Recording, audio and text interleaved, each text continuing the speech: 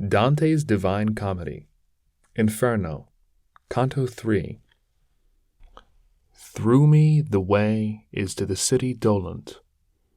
Through me the way is to eternal dole. Through me the way among the people lost. Justice incited my sublime Creator. Created me divine omnipotence, the highest wisdom and the primal love.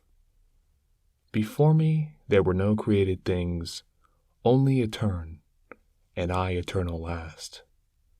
All hope abandon, ye who enter in.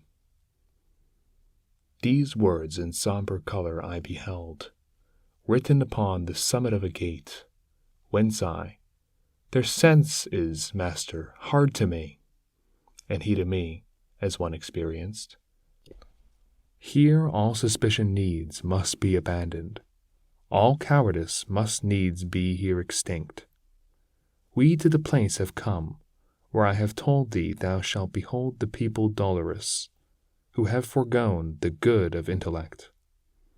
And after he had laid his hand on mine, with joyful mien, whence I was comforted, he led me among the secret things. There, sighs, complaints, and ululations loud resounded through the air without a star, whence I, at the beginning, wept thereat. Languages, diverse, horrible dialects, accents of anger, words of agony, and voices high and hoarse, with sound of hands, made up a tumult that goes whirling on, forever in that air forever black, even as the sand doth when the whirlwind breathes. And I, who had my head with horror bound, said, Master, what is this which now I hear? What folk is this, which seems by pain so vanquished? And he to me, this miserable mode maintained the melancholy souls of those who lived without an infamy or praise. Commingled are they with the caitiff choir of angels who have not rebellious been, nor faithful were to God, but were for self. The heavens expelled them, not to be less fair, nor them the nevermore abyss receives. For glory none the damned would have from them.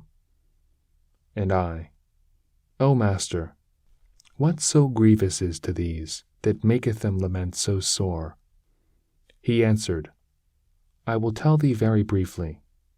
These people have not any hope of death, and this blind life of theirs is so debased. They envious are of every other fate. No fame of them the world permits to be. Misericord and justice both disdain them. Let us not speak of them, but look and pass. And I, who looked again, beheld a banner, which, whirling around, ran on so rapidly, that of all pause it seemed to me indignant. And after it there came so long a train of people, that I ne'er would have believed that death so many had undone. When some among them I had recognized, I looked, and I beheld the shade of him, who made through cowardice the great refusal. Forthwith I comprehended, and was certain, that this sect was of the caitiff wretches, hateful to God and to his enemies. These miscreants, who never were alive, were naked, and were stung exceedingly by gadflies and by hornets that were there. These did their faces irrigate with blood, which, with their tears commingled, at their feet, by the disgusting worms was gathered up. And when to gazing farther I betook me, people I saw on a great river's bank. Whence, said I, Master, now vouchsafe to me, that I may know who these are, and what law makes them appear so ready to pass over, as I discern athwart the feeble light. And he to me, these things shall all be known to thee, as soon as we our footsteps stay upon the dismal shore of Acheron. Then with mine eyes ashamed and downward cast, fearing my words might irksome be to him, from speech refrained I till we reached the river. And lo! towards us coming in a boat, an old man, hoary with the hair of eld, crying, Woe unto you, ye souls depraved! Hope never more to look upon the heavens. I come to lead you to the other shore, to the eternal shades and heat and frost. And thou, that yonder standest, living soul, withdraw thee from these people who are dead.